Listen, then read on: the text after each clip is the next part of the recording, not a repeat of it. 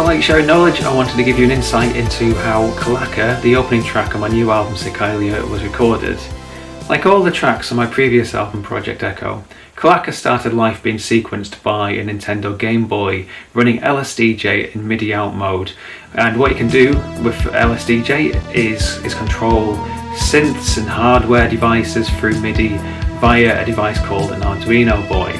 Now, for this new album, only 2 tracks actually have any element of LSDJ at all, but in Calaca it's quite significant. I kept in a sequenced bass from the Bass Station 2, double-tracked bass from the Waldorf Rocket to kind of give it a thicker sound, and the Game Boy is also controlling MIDI of the Audio Thingy's double drummer, which basically has loads of samples on that sound like the classical Linn drum.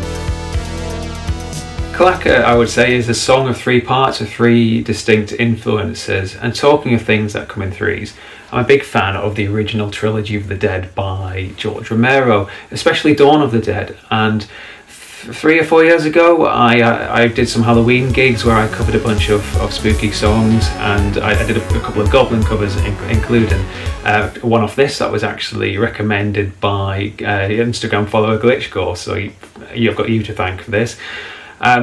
What I really liked about the track is it's got a singular bass note to it, and it's got this kind of queasy melody on top, and I've wanted to, ever since then, kind of incorporate that into a song, and I've tried for ages and not been able to get it. It's quite hard doing a song where it doesn't become repetitive or sound a bit samey, but I think I've nailed it with this. So that led to the verse.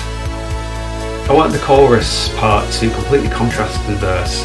It's still influenced by films. I really want it to be very cinematic. It's got kind of like this trumpet part, like a sample trumpet that is reminiscent maybe of spaghetti westerns, but essentially I just wanted this to be loud and really lift the track. So there's lots of synth parts here. There's a piano part, and there's the drums, and there's the trumpet sample, which is completely at odds to the verse, but I think it fits. So the third part of the song, which is the outro part, is heavily influenced by one band in particular, and that's Tangerine Dream, who I belatedly got into about 3 years ago, and I don't know what took me so long. Listened to like most of their albums in the course of a year, most listened to band on Spotify.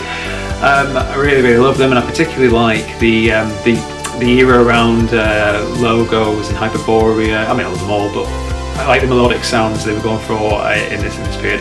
Now the outro here, it's not a direct lift to Tangerine Dream, but it was my attempt to try and create something in that spirit with the similar kind of sounds and textures that they had on the albums I really like.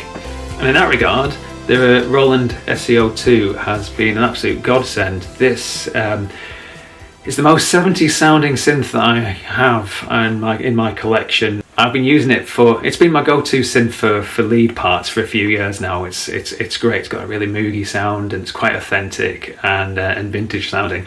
And I love this thing. It's all over the new album.